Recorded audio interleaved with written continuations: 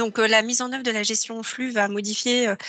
effectivement profondément la manière dont nous allons fonctionner en matière d'attribution. Donc, ça remet en cause pas mal de nos procédures en interne chez les organismes HLM, par exemple, ou dans la manière dont on travaille ensemble. Et donc, l'objectif, c'est qu'aujourd'hui, à travers des illustrations, des exemples, on puisse montrer comment les démarches partenariales locales ont été engagées et comment finalement chaque acteur, que ce soit les bailleurs sociaux, les services de l'État, les services des collectivités, les actions logement services aussi, travaillent à la définition d'enjeux qui sont partagés, de nouvelles méthodes de travail aussi, des nouveaux documents sur lesquels nous nous sommes accordés et puis des instances de suivi, bien évidemment, pour garantir la bonne application de cette gestion en flux. Ce travail partenarial, il a abouti sur de nombreux territoires à donc de nouvelles des conventions, mais aussi qui s'accompagnent dans un certain nombre de cas, de protocoles, d'annexes à conventions ou de chartes pour qu'on puisse préciser au mieux les choses et que finalement on passe au mieux ce moment de changement dans nos organisations. Alors, la réforme des attributions, elle vise plusieurs objectifs, hein. Vous le savez, des enjeux de mixité, de capacité collective à loger les publics les plus fragiles. Et puis, plus globalement, l'enjeu, c'est de mieux répondre à la demande dans un moment où, sur de nombreux territoires, la pression de la demande, que ce soit la pression de la demande des primo-demandeurs, mais aussi des demandeurs de mutation, se fait de plus en plus pressante. Le moment, c'est aussi un moment où il y a beaucoup de changements en dehors de la gestion en flux. C'est notamment la mise en place de la cotation qui amène aussi un certain nombre de modifications sur les territoires et aussi dans les manières de fonctionner dans les organisations, notamment au sein des commissions d'attribution de logement. Et donc, on devra articuler, bien évidemment, les travaux de la gestion en flux avec les travaux de la cotation et plus globalement avec la question de l'attribution dans les différentes organisations. Ça sera aussi le moment dans cette présentation d'avoir une présentation par le JPSNE des outils qui seront mis à disposition sur l'ensemble de ces sujets. Voilà, peut-être partager aussi quelques éléments sur le contexte dans lequel ont été conduits les travaux, qui est un contexte qui n'est pas toujours simple hein, dans la compréhension, dans le partage des textes, dans les incidences aussi techniques que cela va avoir en matière d'outils. Et forcément d'outils de suivi. Et puis, plus globalement, un enjeu de timing qui a été assez fort. Et donc, je veux saluer le travail partenarial, la mobilisation de l'ensemble des partenaires afin que nous puissions collectivement tenir des délais qui étaient contraints malgré le report de la réforme. Voilà, donc on est rentré maintenant dans une phase de mise en œuvre.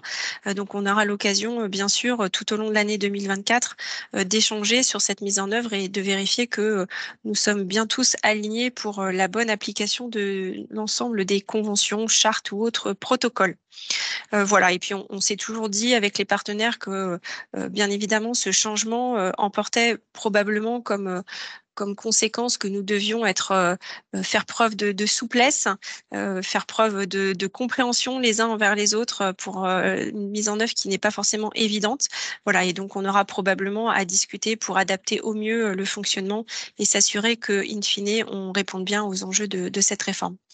Merci, Madame Reynaud, et je laisse tout de suite la parole à Lydie Bosque pour l'ADREAL pour l'introduction. Bonjour, Madame Reynaud a déjà dit pas mal de choses. Donc, je rappelle effectivement, elle rassemble nos deux réseaux, un réseau des acteurs de l'habitat organisé par l'Aura HLM et les ateliers du CRHH, et dire également que ce webinaire s'inscrit dans la continuité d'ateliers du CRHH qui ont été mis en place pour accompagner les acteurs dans la mise en œuvre de la réforme. Ceci depuis 2016. Les premiers ateliers avaient lieu en 2016 et le dernier en début d'année, en janvier, portait d'ailleurs spécifiquement sur la cotation de la demande qu'on évoquait à l'instant. Donc, ces rencontres, c'est vraiment des lieux d'échange, d'information et de mise en commun entre tous les acteurs, PCI, bailleurs, services de l'État. Donc, aujourd'hui, il aborde plus spécifiquement gestion des flux, gestion en flux des contingents et politique d'attribution. Je rappelle que la loi Elan, en 2018, posait le principe d'une gestion en flux de ces contingents qui doit permettre de fluidifier le parc social et de mieux répondre aux demandes dans leur diversité en élargissant les possibilités de réponse et faciliter ainsi notamment l'atteinte des objectifs légaux et locaux d'attribution. Donc, comme le disait Madame Reynaud, tous les acteurs, notamment réservataires et bailleurs sociaux, ont engagé de nombreuses démarches locales qui sont coordonnées pour réviser leur mode de gestion et s'engage aujourd'hui le chantier de la mise en œuvre opérationnelle de ce nouveau dispositif. Et c'est bien l'objectif de la séance d'aujourd'hui, alors que nous sommes à l'échéance de mise en place de la gestion en flux fixée par la loi 3DS, de permettre des échanges entre acteurs pour faire connaître quelques-unes des démarches initiées par les EPCI, les bailleurs sociaux, Action Logement, voir comment ces acteurs ont travaillé et travaillent ensemble. Et il s'agit aussi de faire le point sur les outils disponibles pour piloter ces politiques d'attribution. Je souhaitais également vous faire un point sur des textes réglementaires à venir, donc en lien avec les politiques d'attribution, dont certaines font suite au comité interministériel des villes qui s'est tenu le 27 octobre dernier. Notamment une nouvelle géographie prioritaire qui entrera en vigueur à partir du 1er janvier 2024. Donc, on attend les textes qui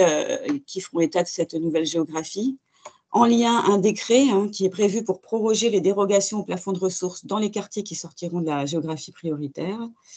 Une circulaire est également prévue, est en cours de rédaction suite aux annonces de la Première ministre pour ne plus concentrer la pauvreté dans les quartiers politiques de la ville, en termes de mixité, avec des orientations notamment concernant le relogement des DALO sous le SMIC dans les quartiers politiques de la ville. Et là, c'est bien en lien avec nos politiques, car il s'agira aussi de pouvoir mobiliser ces nouveaux outils que sont cotation, gestion, flux, et également les actions sur les loyers, pour faciliter le relogement des ménages DALO. Et je le rappelle que c'est aussi aux côtés d'autres outils des politiques de mixité sociale, et notamment l'application de la loi SRU. Enfin, un décret en cours de rédaction pour définir les résidences à enjeu de mixité sociale. Il contiendra des critères pour les caractériser, mais laissera une grande marge de manœuvre aux EPCI qui pourront choisir leurs critères parmi la liste du décret. Enfin, avant de passer la parole à Frédéric Monet qui vous fera un rappel réglementaire, je remercie par avance l'Association régionale HLM pour le travail réalisé avec nos équipes des politiques sociales à la DREAL pour la préparation et l'organisation de ce webinaire. Et je remercie également tous les intervenants, DETS, collectivités, bailleurs sociaux, Action Logement et le JPSNE qui vont apporter leurs témoignages et échanger sur les travaux qu'ils ont engagés sur les politiques d'attribution. Enfin, le plaisir, c'est aussi de constater que, comme le disait Madame Reynaud, on compte de nombreux inscrits, ce qui montre l'intérêt de ces espaces de partage et de retour d'expérience qui permettent de questionner et améliorer nos pratiques et la conduite de ces politiques publiques qui portent des enjeux forts pour notre société. Je vous souhaite donc de bons et riches échanges. Merci. Bonjour à tous. Donc, pour démarrer, nous vous proposons quelques éléments de synthèse et de cadrage par rapport à la mise en œuvre de la réforme des attributions et plus spécifiquement la gestion en flux. Pour reprendre un petit peu le fil de l'histoire par rapport à la réforme des attributions, on s'inscrit finalement sur le temps long, puisque l'ensemble de la mise en œuvre de cette réforme remonte à 2013 avec la concertation du FLO qui avait posé les bases d'une réforme d'ampleur. Et à l'époque, les arguments fondateurs et structurels de la réforme telle qu'on la connaît aujourd'hui reposait sur des constats partagés par tous sur le fait que depuis la fin des années 70, l'occupation du parc social s'était paupérisée et qu'une ségrégation sociale s'était installée sur toute une partie du parc de logement. Les acteurs aussi concertés ont également mis en avant en fait, l'opacité vis-à-vis des demandeurs et du grand public du système d'attribution, si bien que plusieurs objectifs ont été poursuivis et se sont développés au fil des textes réglementaires, puisqu'en 2014, il y a eu la loi Allure, en 2015, un grand comité interministériel à l'égalité et à la citoyenneté en faveur de la mixité sociale, suivi en 2017 de la loi Égalité et Citoyenneté, en 2018 de la loi Élan, et donc qui avait travaillé sur un certain nombre d'objectifs pour les décliner dans des textes réglementaires. Plus spécifiquement sur la gestion en flux, donc 3 points réglementaires. Donc la loi Élan en 2018 qui a posé l'obligation de mise en œuvre de la gestion en flux des réservations de logements sociaux, alors à l'époque avec une échéance à novembre 2021. Les grands principes qui avaient été précisés dans un décret en 2020 et puis la loi 3DS en 2022 qui, au regard des travaux nécessaires pour mettre en œuvre la gestion en flux sur l'ensemble du territoire, a reporté la mise en conformité des conventions à novembre 2023. Voilà, donc l'échéance a été dépassée. Et tout ça a été conçu avec un certain nombre d'objectifs qui concernent finalement tous les acteurs du côté des institutionnels, des bailleurs, des collectivités territoriales, mais aussi avec des objectifs à destination du grand public, puisque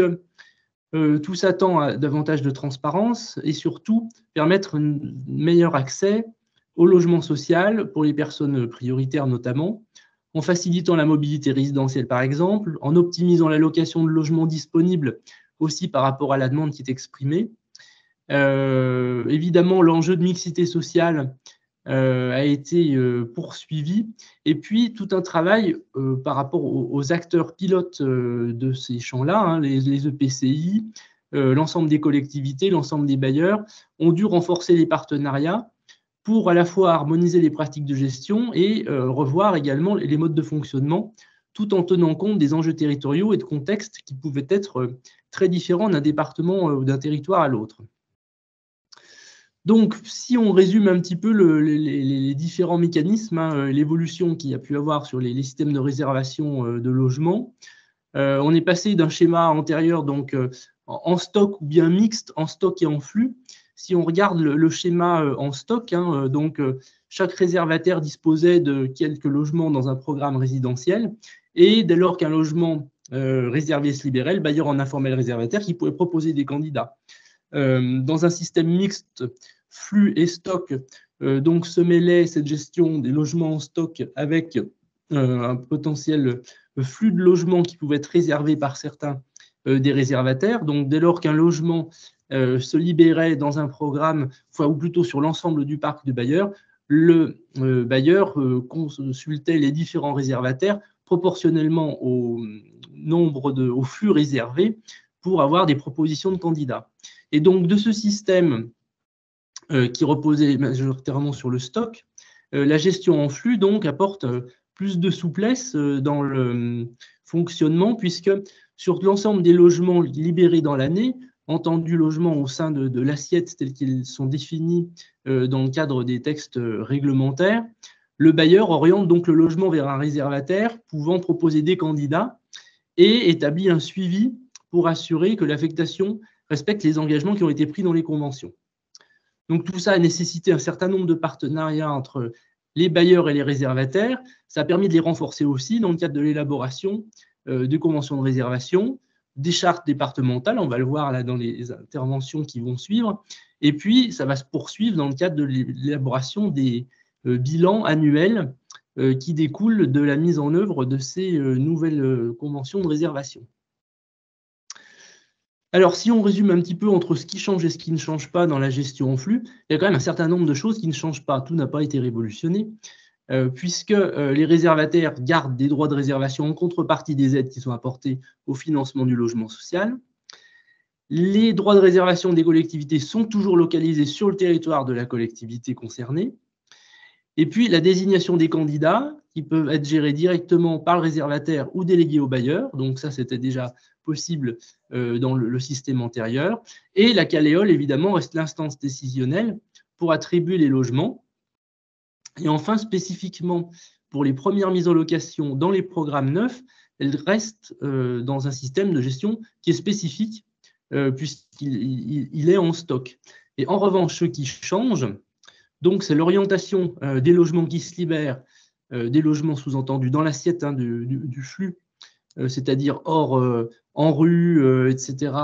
coprodégradés, qui ne sont pas pris en compte dans le flux, de manière à faciliter les parcours résidentiels. Et bien sûr, cette assiette de logements qui se libère, le bailleur oriente dans le respect des engagements pris dans les conventions avec les différents réservataires pour avoir des propositions de candidats sur ces logements.